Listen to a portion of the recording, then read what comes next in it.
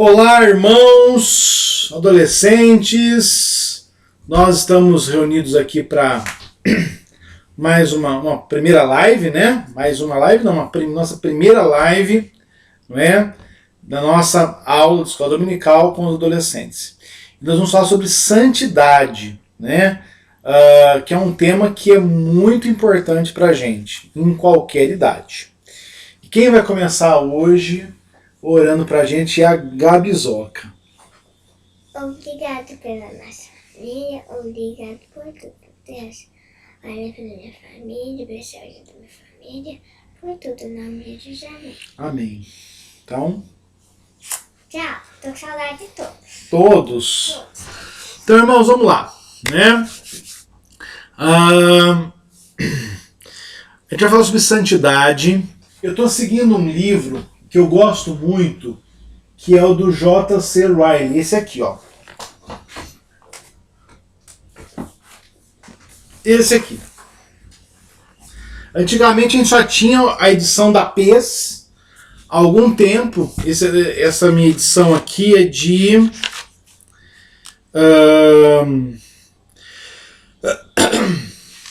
2002, não. Ela é de 2002.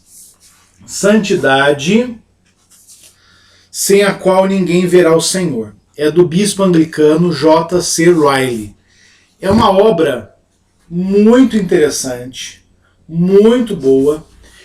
Olha, apesar do tamanho dele, é um livro que você lê numa sentada, porque é tão gostoso, tem uma linguagem tão fácil e tão gostoso de ler, que, olha, é irresistível, viu, gente? Compensa. Então eu vou seguir esse livro com vocês, não é? Nesse período de quarentena, não é? E nós vamos tentar ter aí pelo menos uma live, ou uma live a cada 15 dias e mas toda semana um conteúdo para vocês, tá certo? Então, hoje uma live, daqui 15 dias nós teremos outros, porque eu estou intercalando as lives com as crianças. Então, a semana que vem eu tenho live com as crianças, certo? Então, vamos lá. Santidade, né? E o pecado, a verdadeira santidade está no reconhecimento de nossa miséria. Então, nós acabamos de ter uma aula sobre Jó, onde nós vemos claramente isso, né? Quando Jó vai falar assim, olha, ninguém pode ser justo diante de Deus, né? Mesmo que eu seja reto e íntegro, ele me condenará.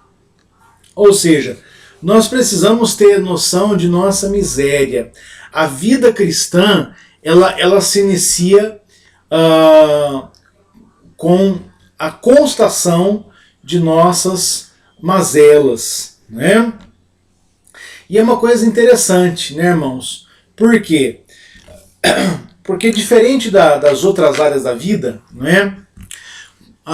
Quanto mais eu entendo as minhas misérias, mais eu me desenvolvo na vida cristã, não é? Então, quanto o mundo, né, ele acha que apenas quando eu sou forte, né, eu posso ser amado, querido, valorizado. Na vida cristã é diferente.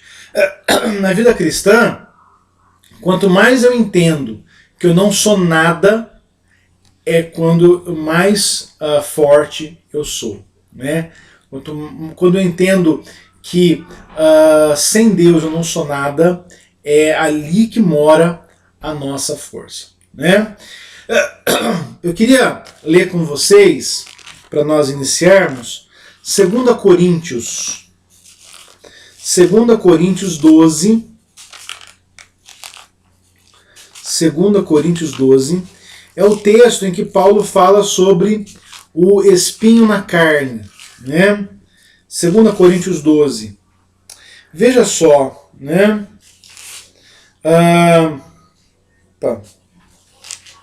Tem 1 Coríntios. É 2. Aqui Paulo vai falar sobre o espinho na carne. Vamos lá.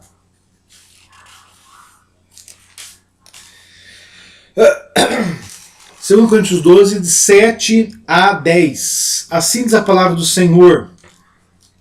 E para que não me ensoberbecesse, por quê? Ensoberbecer. Por que Paulo está falando que ele poderia se tornar soberbo? Porque ele vai dizer aqui no início do capítulo 12, né, que ele conhece um homem em Cristo que há 14 anos foi arrebatado até o terceiro céu. Paulo tem uma maneira interessante de, quando ele vai falar mal de alguém, ele fala dele próprio, né? Então eu sou o principal dos pecadores, eu persegui a igreja, né? Quando ele tem que falar mal, ele fala dele. Mas quando ele tem que falar bem, ele não usa o nome dele, né? Provavelmente esse homem aqui é ele está falando dele. E é por causa dessa experiência que ele teve ali até no quarto céu, é que ele está falando que ele poderia se ensoberbecer, poderia ficar vaidoso, né? Com a grandeza das revelações que me foi posto um espinho na carne.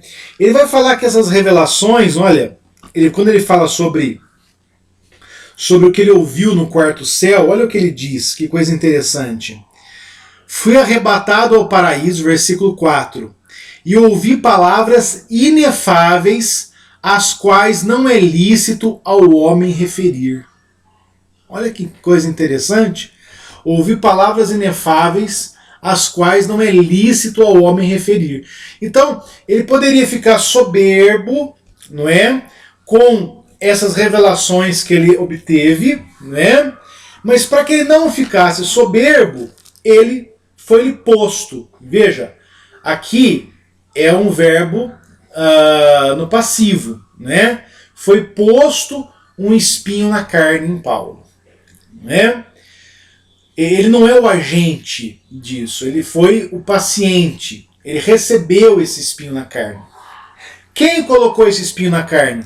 Que espinho é esse? Veja só, né? Esse espinho, ele é um mensageiro de Satanás que tem a finalidade de esbofeteá-lo para que ele não se exalte. Então, Deus colocou esse espinho na carne em Paulo e ele é um mensageiro de Satanás. Algumas pessoas vão dizer o seguinte, olha, esse espinho na carne provavelmente era um problema de gastrite ou úlcera que Paulo teria por conta do seu temperamento. Outros vão dizer o seguinte, olha, isso era um problema nos olhos. Paulo tinha algum problema nos olhos, porque lá em Gálatas ele vai falar que os irmãos de Gálatas dariam até os olhos deles para ele, né? Mas eu gosto da interpretação de Calvino, quando Calvino diz o seguinte, olha, o espinho na carne aqui não é nem uma coisa nem outra, ele é tudo aquilo que me afasta de Deus. Certo? Porque esse espinho ele era um mensageiro de Satanás, né? E o que Satanás fala pra gente? Olha, você só adora a Deus porque você recebe alguma coisa em troca. Você é um miserável. Você não vale nada, né? Você é um pecador. É isso que Satanás, aquela história, né? Satanás nos apresenta contas pagas, que foram pagas na cruz. Então, esse espinho ele evidencia a debilidade de Paulo, as limitações de Paulo, o quão pecador ele era, não é? E aí, por causa desse espinho, por 3 vezes ele pediu a Deus para que fosse tirado esse espinho dele. E o que Deus respondeu? Não. Às vezes Deus responde não, né? E por que Deus respondeu não? Porque ele falou assim, a minha graça te basta, porque o poder se aperfeiçoa na fraqueza. O poder se aperfeiçoa na fraqueza. Ou seja, né? Só quando eu entendo a minha fraqueza, a minha debilidade. E quem fazia Paulo entender isso? O espinho na carne. Então Paulo entende o seguinte, sem o espinho na carne, ele se tornaria soberbo, ele não entenderia sua fraqueza. E esse é o grande perigo da vida cristã. A Bíblia diz que a altivez antecede a queda. Um coração altivo, ele certamente cairá. Por quê, meus irmãos? Quando eu começo a achar que eu sou bom demais, eu paro de considerar o valor da graça. Valor da graça. Eu sou bom demais. E eu vou me tornando descuidado com a minha vida, porque eu sou bom. Eu sou bom, eu faço tudo certo, eu sou o cara. Então eu vou me descuidando com a minha vida, com os meus problemas, com as minhas fraquezas. Eu não oro tanto quanto eu oraria. Eu não leio a Bíblia tanto quanto eu lia. Eu não vou à igreja tanto quanto eu gostaria. Eu não participo das lives tanto quanto eu posso, né? A gente vai se descuidando. E quanto mais descuidado eu estou dos meios de graça, mais suscetível aos ataques do pecado eu estou. Então, esse espinho na carne seria o que para Paulo? Seriam as perseguições, as angústias por amor de Cristo. Seria esse o espinho na carne. Que ele fala aqui no versículo 10. Porque quando sou fraco, então sou forte. Paulo vai dizer assim, olha, eu me gloriarei nas fraquezas, porque sobre mim repousa o poder de Cristo. Certo? Então, ou seja, eu vou me gloriar porque eu sou fraco, porque eu sou miserável. Porque quanto mais eu entender isso, mais eu vou me esmerar em uma vida cristã autêntica. Eu vou viver para a glória de Deus. E isso vai ser o combustível da minha vida cristã. Por quê? Quando eu entendo que eu sou fraco, eu preciso de força. E essa força vem de quem? De Deus. Quando eu entendo que sozinho eu sou um miserável, eu preciso da graça. Não é? Quando você adoça o café, quando você percebe que ele está amargo. Não é? Quando você percebe que ele está amargo. Dizem, se você pegar o café e você diminuir o açúcar gradativamente do café, vai chegar um momento que você vai tomar um café amargo sem sentir o amargor, sem aquilo ser agressivo a você. Meus irmãos, a grande questão é essa. Na vida cristã, eu só busco o açúcar, a graça de Deus, quando eu vejo o amargor da minha vida. Como eu sou distante do Senhor. E isso eu não posso perder de vista. Então vamos lá. A santidade. O que é santidade? Primeiramente, a santidade é a união com Cristo. Alice, fecha a porta para mim. A união com Cristo é a raiz da santidade. Né? Então o que é ser santo? É estar unido a Cristo. É ter intimidade com o Senhor. A santidade prática e a inteira autoconsagração a Deus não são inteiramente seguidas pelos crentes modernos. Né? Então, ou seja, tem muito crente que quer ter uma vida cristã sem santidade e sem se consagrar. Vou dar um exemplo. Você quer ser um jovem cristão, mas você não lê a Bíblia, você não ora. Eu vou fazer uma metáfora. Acompanhe comigo. Vamos supor que você namore uma pessoa, mas você não liga para essa pessoa, você não responde as mensagens dela, você não sai com ela, você não atende nenhum pedido que ela faça. E aí? Será que esse relacionamento vai durar muito tempo?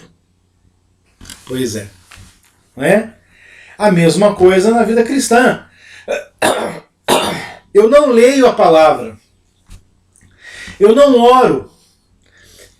Identificando o Senhor como ser amado, eu não leio o que Ele me escreveu. Eu não converso com Ele. Eu não faço o que Ele quer. Então eu não tenho uma relação com ele. Então a vida cristã é assim. É assim.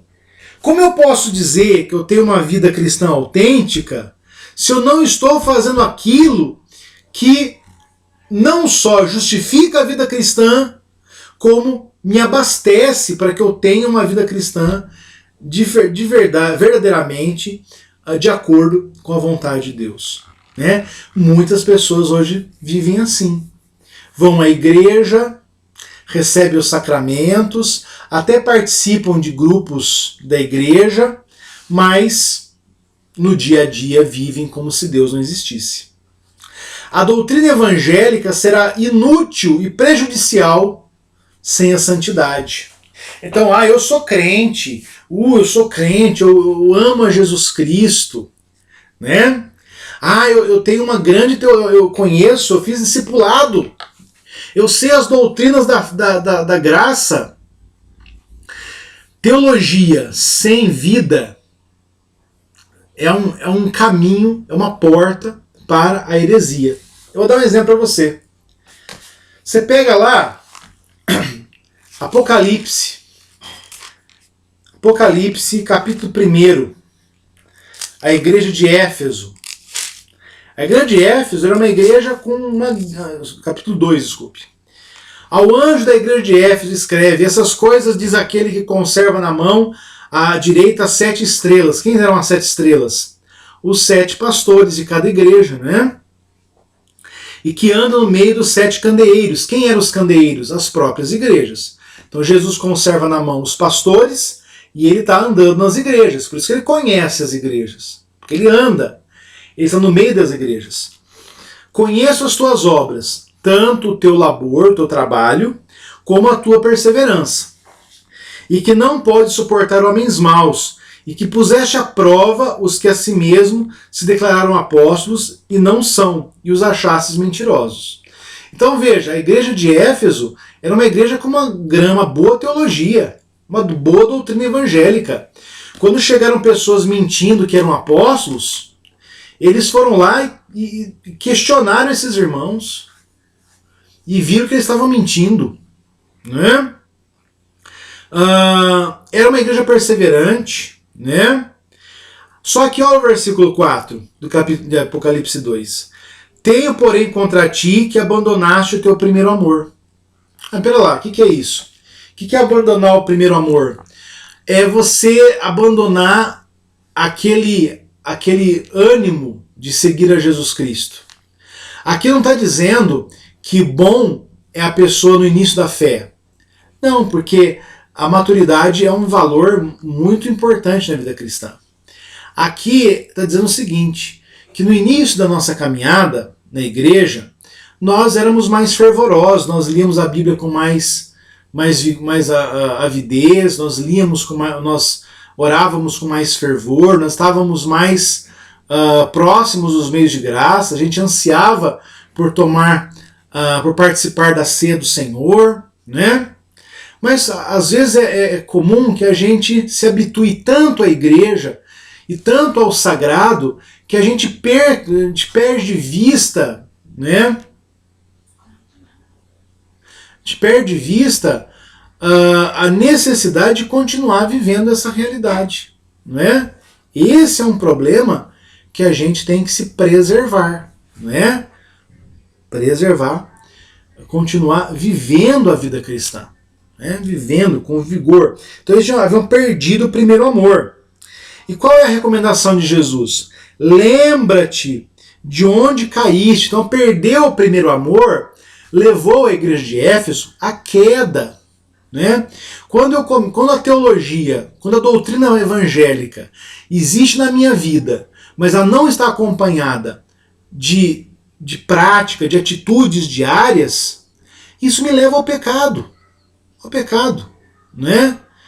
Por quê? Então eu vou à igreja, eu oro de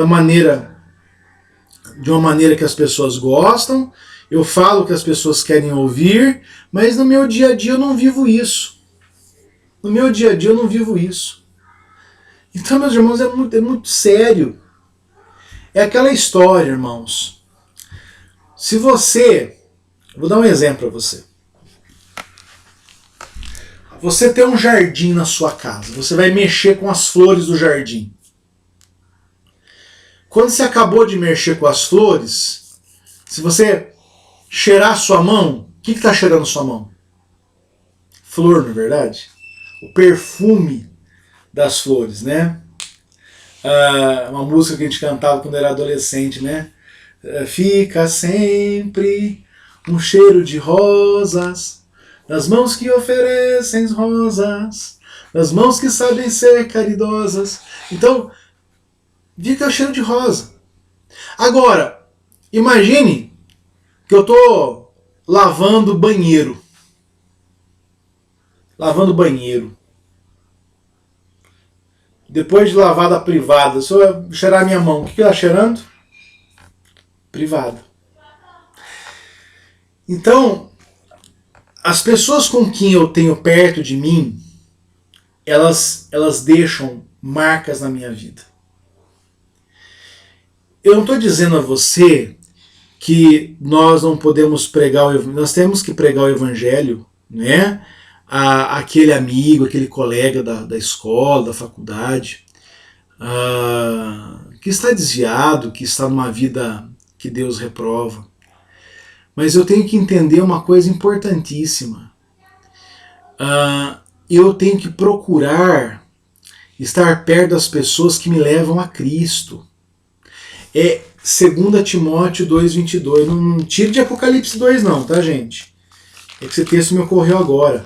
2 Timóteo 2,22, né? Texto muito usado para aconselhar namorados, né? 2 Timóteo 2,22. Aqui diz o seguinte, olha, foge das paixões da mocidade, foge, segue a justiça, a fé, o amor, a paz, com os que de coração puro invocam o Senhor. Então eu vou fugir das paixões da mocidade. Há muitos ímpetos que a mocidade, que o fato de nós sermos da juventude traz para você, né? Então, alguns mitos, né, da mocidade. Meu pai e minha mãe não me entendem. Eles são caretas. Só meus amigos me entendem. Cuidado. Seria muito triste se nós envelhecêssemos sem ganhar nada em troca, não é verdade? Nós ganhamos sabedoria. Há aqueles, como o Rei Lear, de Shakespeare, que ficam velhos sem ficar sábios. Mas essa é uma exceção, não é a regra. Então, Deus colocou pais para que nós ouçamos nossos pais. Não é? Há apenas uma juventude. A juventude passa, eu tenho que aproveitar tudo que está ao meu alcance. Tome cuidado. Há uma única juventude, há uma única vida para você glorificar a Deus. Utilize da melhor forma possível. Há muitas pessoas que entraram nas drogas, na bebida, né, no álcool, né, por causa desse tipo de pensamento. Olha, eu tenho que aproveitar tudo, eu tenho que consumir tudo, eu tenho que aproveitar, eu não posso me negar a nenhuma paixão. Né? Tome cuidado, foge das paixões da mocidade, né? E você vai fugir das paixões da mocidade fazendo o quê? Né? Se aproximando das pessoas que buscam o Senhor, né? Das pessoas que buscam o Senhor, das pessoas, como diz aqui Paulo, né? Das pessoas que seguem a justiça, a fé, o amor e a paz, né? Então eu vou me aproximar de pessoas que vão me ensinar a ser uma pessoa justa, a ser uma pessoa que tenha fé em Deus, a ser uma pessoa que tem amor a Deus, que vive na paz do Senhor. Tome cuidado, irmãos. Tome muito cuidado, porque Eclesiastes nos diz, né, que nós temos que tomar cuidado com esse pensamento de, olha, eu vou fazer tudo que está ao meu alcance, eu não vou me privar de nada, né? Porque eu só tenho uma juventude, eu só tenho uma vida para viver e eu quero vivê-la até as últimas consequências. Eu não quero me negar a nenhum prazer, né? Tome cuidado, irmãos. Né? Tome cuidado. A Bíblia diz lá, no capítulo 11, Eclesiastes 11, 9, alegra-te, jovem, na tua mocidade. Recreia o teu coração nos dias de tua mocidade. Anda pelos caminhos que satisfazem o seu coração e agradam os teus olhos. Sabe, porém, de que todas essas coisas o Senhor te pedirá contas. Então ele vai falando assim, olha, deixa a vida te levar, faz o que você quiser, aproveita mesmo, mas saiba de que todas essas coisas o Senhor te pedirá contas. Então, meus irmãos, é muito prejudicial eu ter uma vida na igreja, mas lá na escola eu ando com as pessoas que não seguem a Jesus, que não servem a Jesus.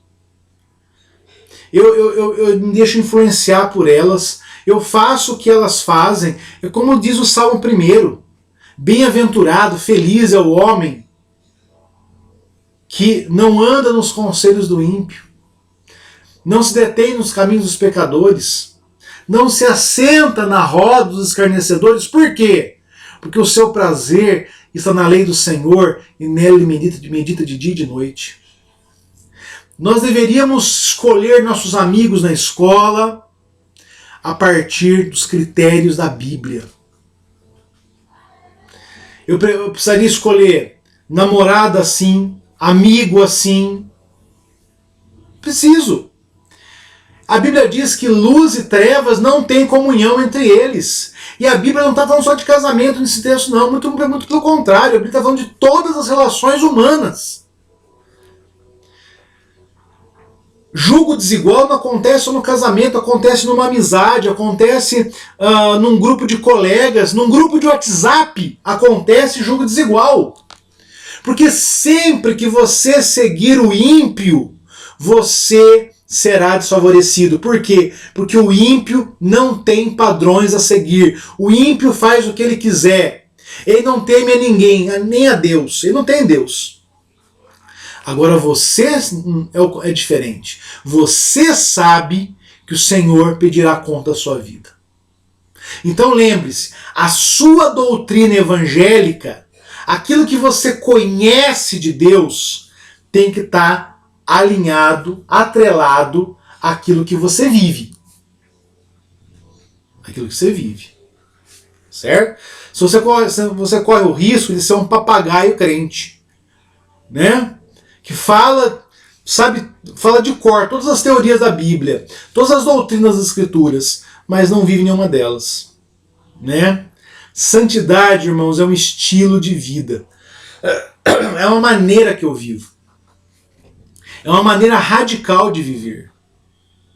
Eu posso viver segundo o mundo, ou eu posso viver segundo os padrões de Jesus. Então Jesus fala para a igreja de Éfeso, lembra-te de onde caíste, arrepende-te e volta à prática das primeiras obras. Se não venho a ti, moverei do seu lugar o teu candeeiro, caso não te arrependas. Não é? Então veja, irmãos, a minha vida é pautada pelo arrependimento, por saber que eu estou suscetível ao pecado. Aquela história, aquele versículo, né? Tu que está em pé, cuide para que não caia. 1 Coríntios 10. Né? 1 Coríntios 10, onde Paulo vai falar sobre tentação. Olha só. Ai, pastor, mas meus amigos são legais, né? Eu tenho um amigo lá que ele é legal, né? Ele é legal, ele me ajuda, ele me dá força no dia que eu estou chateado, ele me faz dar risada no dia que eu estou triste. Tome cuidado, irmãos. O diabo faz a mesma coisa. Mesma coisa. A gente precisaria ter amigos que nos exortem, não é? Que nos exortem, que mostrem a maneira correta de viver. Né? Paulo vai dizer ali, né? 1 Coríntios 10, e está falando sobre aqueles que estavam no deserto, né? 1 Coríntios 10, versículo 12. aquele, pois, que pensa estar em pé, como o povo de Israel no deserto, veja que não caia. Então, você pensa estar em pé, veja que você não caia. Não vos sobreveio tentação que não fosse humana, mas Deus é fiel e não permitirá que sejais tentados além das vossas forças. Então, que nós seremos tentados, isso é fato. Jesus nos ensina a pedir na sua oração que nós não caiamos em tentação. Essa é a oração de Jesus. Que nós não caiamos, né? É o subjuntivo do verbo cair, que é o caia, que tu caias, que ele caia, que nós caiamos, que vós caiais, que eles caiam, né? Porque o subjuntivo, o presente subjuntivo é, qual que é a marca? A troca da vogal temática de A para E, não é? De I para A, né? E I para A. Então, cair eu caia, né? Vender eu venda. Então, a oração de Jesus é que nós não caiamos em tentação. Que nós seremos tentados, isso é fato. Mas é possível viver sem cair nelas.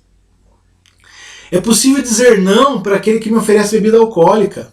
É possível dizer não para aquele que me oferece droga.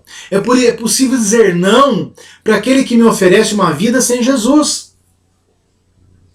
E é necessário que eu diga não. Há coisas que me parecem boas o bastante.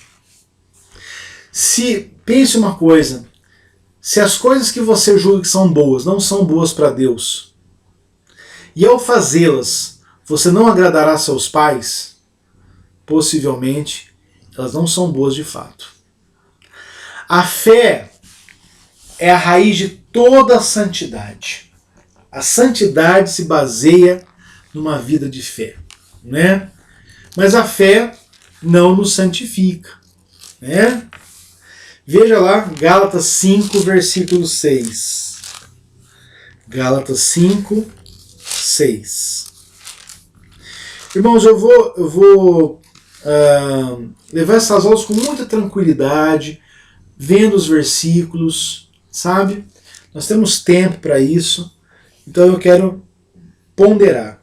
Veja, em Cristo Jesus, nem circuncisão tem valor algum, mas a fé que atua pelo amor. Então a fé é a raiz da santidade.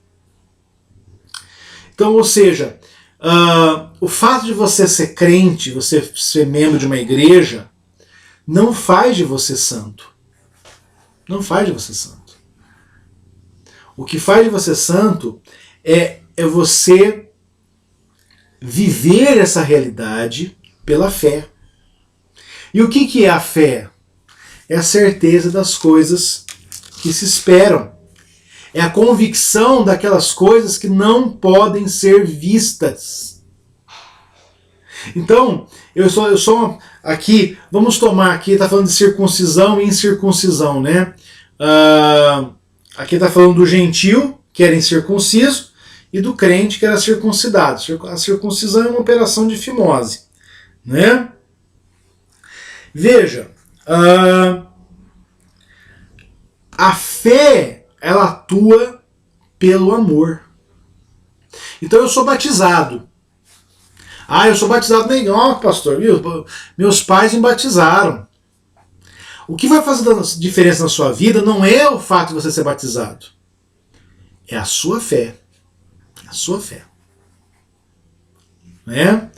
É você viver essa fé. Porque essa é a raiz da santidade. A verdadeira santidade é uma atitude. É uma atitude. Então, eu não sou santo, eu sou santo, tal. Você é santo. E você tem atitudes que motivam a sua santidade diariamente. Romanos 8, versículo 29. Aos que de antemão conheceu, também predestinou para serem conformes à imagem do seu Filho, a fim de que ele seja o primogênito de muitos irmãos. Então, meus irmãos, A santidade é uma atitude, né? Eu estou em Jesus Cristo e eu quero viver aquilo que eu conheço de Jesus. É uma atitude. Quanto maior a iluminação espiritual, maior a percepção dos meus defeitos e debilidades. Então a pessoa que acha que está muito bem na vida cristã, ela está muito mal, né? Ela está muito mal. Porque quanto mais intimidade eu tenho com Deus, mais eu entendo as minhas debilidades.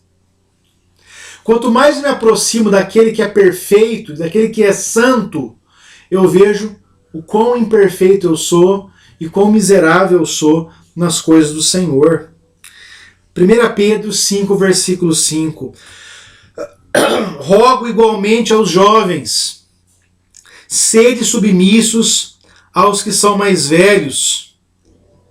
Portanto, no trato uns com os outros, cingivos de humildade, porque Deus resiste aos soberbos.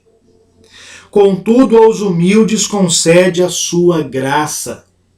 Deus resiste aos soberbos. Deus revela a sua graça àqueles que se humilham, àqueles que se prostram diante dele, àqueles que vão dizer, olha, Senhor, sê propício a mim que sou pecador. Jesus contou a parábola que certa vez subiram ao templo duas pessoas, um fariseu e um publicano. O fariseu eram aquelas pessoas que achavam que por meio da lei, por meio de uma vida irrepreensível, eles podiam ser justos e agradar a Deus. Eles acreditavam na salvação pelas obras. O que acontece, irmãos?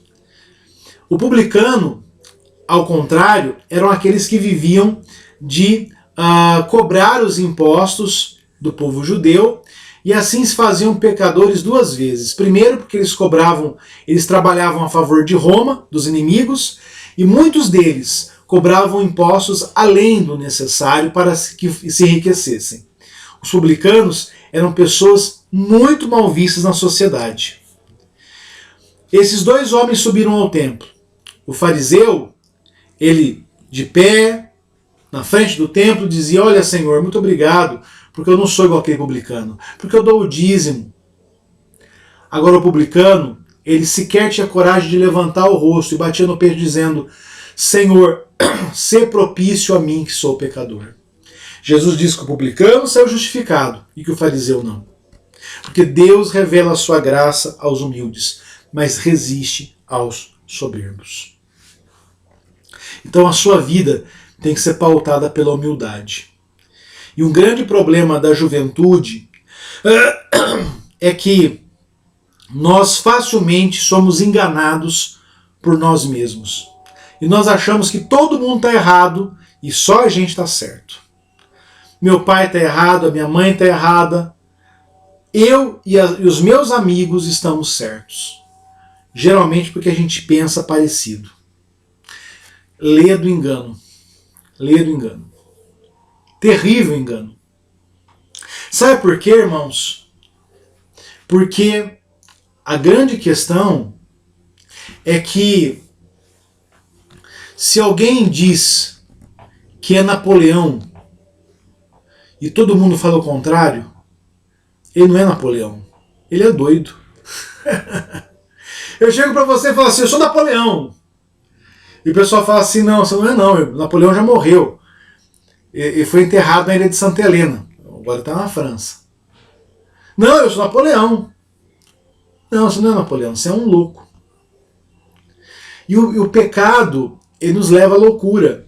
Eu acho que eu estou certo quando todo mundo fala que eu estou errado. E eu, para me justificar, eu me uno às pessoas que pensam igual a mim. Tente ouvir o contraditório, para que você veja que você não tem toda a razão do mundo. Cristo habita em nós pela fé e efetua sua obra em nós pelo Espírito. Então, Romanos 8, 9 e 10, nós temos Paulo, né, dizendo o seguinte aqui. Deixa eu abrir aqui. Romanos 8, 9 e 10. Vós, porém, não estáis na carne, mas no Espírito. Lembra? Essa é uma realidade. É aquilo que Paulo disse lá em Gálatas 5,16. Andai no Espírito para não satisfazer as concupiscências, os desejos da carne. Você tem uma nova realidade. Você não está na carne, você está no Espírito. Você vive no Espírito. Deus derramou sobre você o Espírito Santo. Deus colocou no seu coração, Deus tirou o seu coração de pedra e colocou um coração de carne. Deus abriu os seus ouvidos para que você ouvisse a palavra. Não é? Então você não está na carne, você está no Espírito.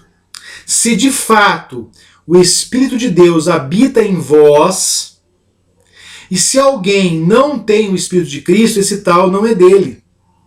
Se porém Cristo está em vós, o corpo, na verdade, está morto por causa do pecado, mas o Espírito é vida por causa da justiça.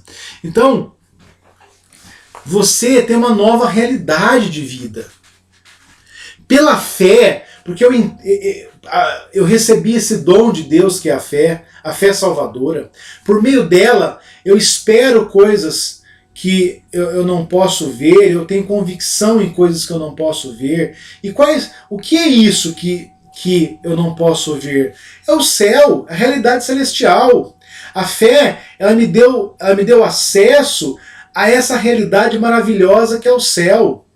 Então, pela fé, eu creio nessas coisas, eu vivo para essa realidade. Então, meus irmãos, a partir dessa vida, a partir dessa fé que está em mim, eu não vivo mais na carne. Por quê? Aquele que vive na carne procura as coisas que consegue ver, procura as coisas previsíveis, procura as coisas deste mundo. Eu vou dar um exemplo para você. Jesus estava crucificado e havia 2 ladrões crucificados ao lado dele. Um ladrão dizia: olha, se você é filho de Deus, nos tira dessa cruz. Ele estava buscando as coisas que se podem ver. Liberdade terrena, para ele voltar às suas mazelas.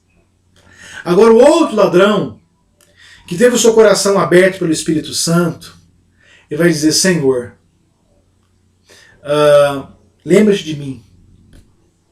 Olha que coisa maravilhosa, né? E Jesus vai dizer para aquele: olha, hoje mesmo estarás comigo no reino dos céus. Né? Gente, isso é uma coisa maravilhosa, linda, né? Por quê, irmãos? Porque um estava na carne. O ladrão que queria apenas a liberdade da cruz, né? Ele estava na carne. Vamos ler esse texto lá em Lucas 23. Um dos malfeitores crucificados blasfemava contra ele, dizendo: não és tu o Cristo? Salva-te a ti mesmo e a nós também.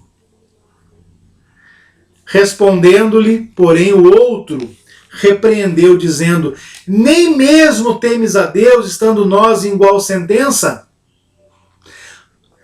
Nós, na verdade, com justiça, porque recebemos o castigo que os nossos atos merecem, mas este nenhum mal fez. E acrescentou Jesus: lembra-te de mim quando vieres no teu reino. Jesus lhe respondeu: em verdade te digo, hoje estarás comigo no paraíso. Então veja, um ladrão blasfemava. Esse ladrão, ele queria apenas a liberdade humana para até continuar as suas mazelas, os seus atos, não é? Agora o outro, não. O outro, primeiramente, ele entende os seus pecados. Olha, nós recebemos punição pelos nossos atos. Nós merecemos estar aqui. Nós somos pecadores. Ele se arrepende. Ele reconhece os seus pecados. E só pode reconhecer os seus pecados quem foi assistido pelo Espírito Santo. Porque é o Espírito Santo que me convence do meu pecado, da justiça e do juízo de Deus. João 16, versículo 8. Segundo, ele reconhece a inocência de Jesus, que Jesus não merece estar na cruz. Jesus está na cruz porque ele se fez pecador em nosso lugar. Ele é o nosso substituto na cruz. É a morte vicária. E ele reconhece que há um paraíso. Meus irmãos, veja isso. Ele estava diante do Senhor e o Senhor estava recebendo a mesma punição que ele, tão ou até mais prejudicado que eles por causa do flagelo que recebera. Então, meus irmãos, ele olha para aquele homem ensanguentado na cruz e vai além daquela realidade e ele vê naquele homem um Senhor que tem um reino e que pode oferecer esse reino a quem ele quiser. Olha a maneira como este homem vê. Isso mostra que esse ladrão está no espírito. Porque ele espera as coisas que aquele outro não espera mais. Ele vê as coisas que aquele outro ladrão, que está na carne, não consegue ver. Então Cristo habita em nós pela fé. E essa fé, ela vai agindo, atuando a obra do Espírito Santo na minha vida. Ela vai me modificando, ela vai me levando a viver mais para Deus e menos para o mundo. O cristão necessita se dispor a trabalhar para o reino de Deus. Você quer seguir Jesus? Você quer fazer parte desse grande exército que tem o Senhor à sua frente? Pois é, meus irmãos. Romanos 6, versículo 13 a 19. Versículo 12. Não reine, portanto, o pecado em vosso corpo mortal, de maneira que obedeçais às suas paixões. Você não precisa obedecer ao pecado. Você não precisa agradar aquele colega que acha que você não está com nada. Você não precisa. Você pode e você deve agradar a Deus. O mundo pode rir de você. O mundo pode falar mal de você. O mundo pode falar que você é um trouxa, que está perdendo a sua vida. Mas o que vale não é o que o mundo diz de você. É o que Deus diz de você. É isso que vale. Então não reine o pecado em vosso corpo mortal. Nem ofereçais cada um os membros de seu corpo ao pecado. Não ofereça seus membros ao pecado, a sua inteligência, as suas mãos, os seus pés. Não caminhe para o pecado, não trabalhe para o pecado, não pense para o pecado. Não use a sua sexualidade para o pecado. Mas use tudo isso para Deus. Olha só, não ofereçais cada um os membros do vosso corpo ao pecado, como instrumento de iniquidade, mas oferecei-vos a Deus como ressurretos entre os mortos, e os vossos membros a Deus como instrumentos de justiça. Por quê? Porque o pecado não terá domínio sobre vós, pois não estáis debaixo da lei, sim da graça. A lei mostra que eu sou um pecador. A lei mostra que eu sou uma pessoa que vez ou outra, não está nos parâmetros de Deus. Mas nós estamos sob a perspectiva da graça, ou seja, eu posso sim, alguns momentos, por causa da carne, por causa de pontos que eu não mortifiquei a Cristo, ter atitudes que não coincidem com o Senhor, que não são coerentes com a palavra do Senhor, mas a minha vida pertence ao Senhor. Eu sou uma nova criatura em Jesus Cristo, eu tenho uma nova natureza, eu tenho um novo coração, eu nasci de novo. Eu sou uma pessoa que foi regenerada.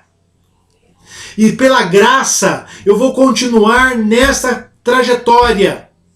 Eu vou viver para Cristo, custe o que custar, fale o que quiser. Eu vou dizer que Jesus é o Senhor da minha vida. e é a esperança do meu viver. Essa é a realidade que nós almejamos. E daí, havemos de pecar porque estamos debaixo da lei e sim da graça? De modo nenhum. Então, porque eu estou no âmbito da graça, eu vou pecar? Então já que eu fui salvo, eu vou pecar à vontade porque eu já fui salvo. E aí Paulo vai dizer, como eu vou pecar se eu morri no pecado? Houve uma morte. Paulo vai dizer em Gálatas 2,20, já não sou eu quem vive, é Cristo que vive em mim. O pecado não pode ser a regra da sua vida. Porque aquele que conhece a Jesus não vive pecando. Luta contra os seus pecados.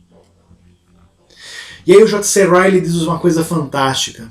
Há um anelo, há um desejo crescente por qualquer ensino sensacional e excitante que desperte as emoções. Há um apetite nada saudável pelo tipo de cristianismo histérico e convulsivo. J.C. Ryle, ele não está falando do pentecostalismo, ele está falando dos círculos de santidade que havia na época dele, que beiravam isso.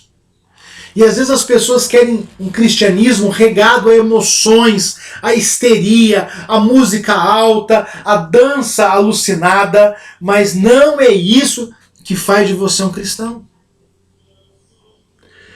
Nós queremos um cristianismo de arrepios e roupantes.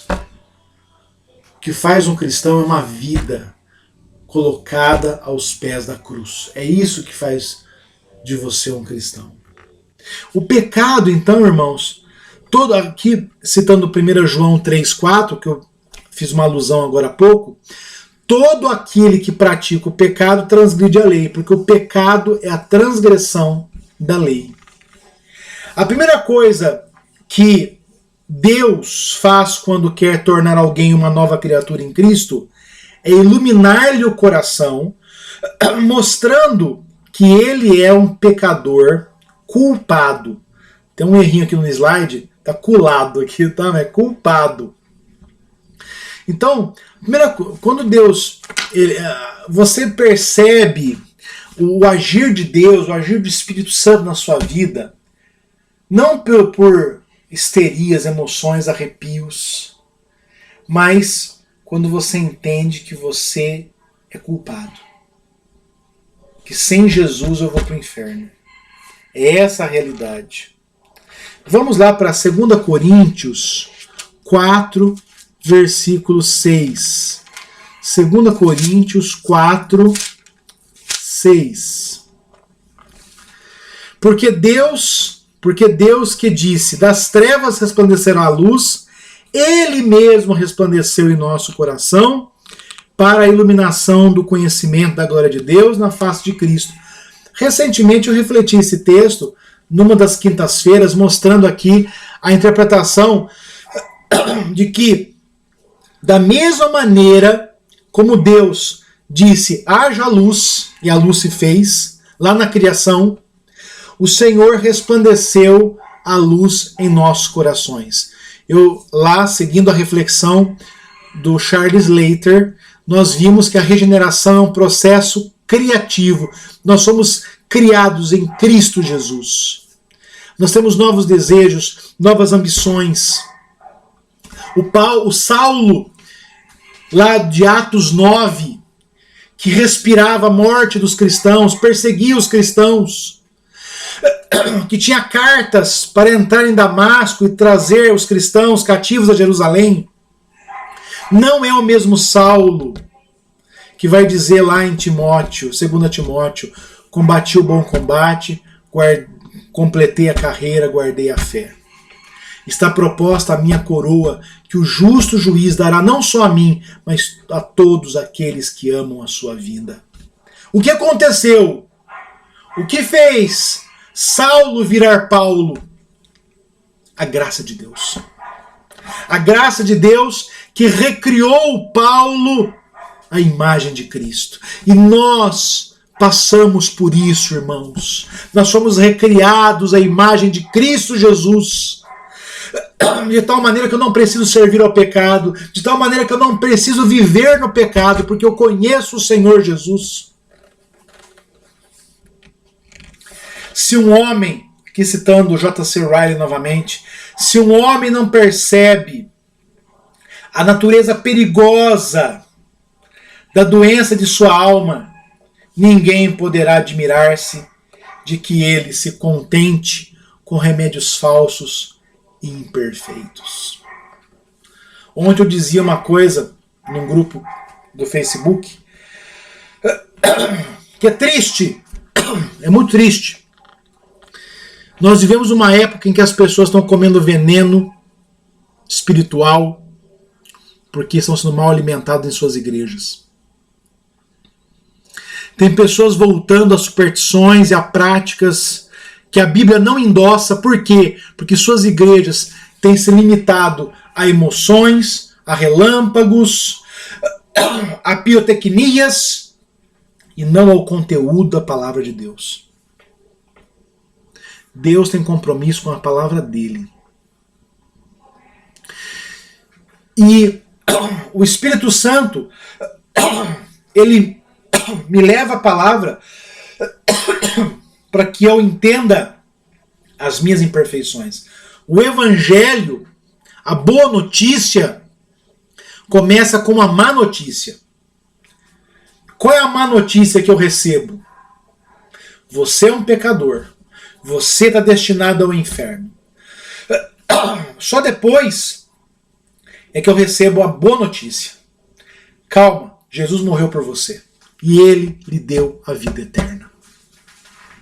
É como a história do peregrino de John Bunyan. O peregrino de John Bunyan, ele mora na cidade da destruição. Ele mora no meio de pessoas pecaminosas. Mas um dia o evangelista o encontra e lhe entrega uma Bíblia. E ao ler aquela Bíblia, ele descobre duas coisas. Primeiro, ele era um pecador. E esse pecado é representado no livro como um fardo que estava pregado às suas costas. E o mundo seria destruído. E no momento que o mundo fosse destruído, aquele fardo o levaria às profundezas do inferno. E a única maneira de se livrar daquele fardo era ir a Jesus. Então ele larga tudo. Ele larga a família, ele larga os amigos, os vizinhos, a profissão. E ele vai em busca desse Jesus, dessa cruz de Cristo. Ele tem imprevistos, ele cai no lamaçal do desespero, ele tem que passar pela porta estreita, quase sendo atingido pelos dardos inflamados do inimigo. Ele é enganado pela sabedoria mundana, porque a sabedoria mundana mandou o peregrino ir ao moralista, como se a lei e a moral fossem capazes de apagar o pecado. Mas o único lugar em que o fardo do peregrino veio à terra, em que ele foi liberto dos seus pecados, foi diante da cruz de Jesus Cristo.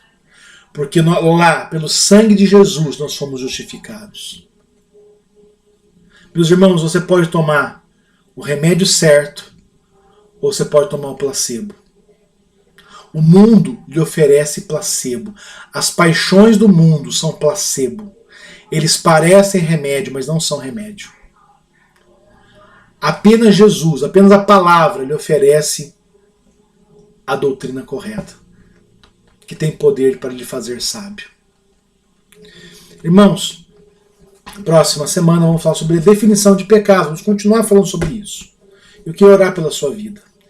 Eterno Deus e amado Pai, obrigado, Senhor, porque todas as coisas estão seguras nas tuas mãos.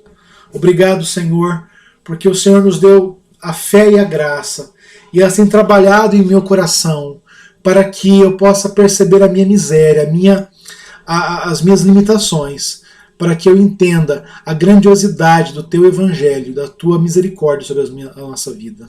Dá, Senhor, que vivamos para a glória do teu santo nome. Nós pedimos isso em nome de Jesus hoje e sempre. Amém.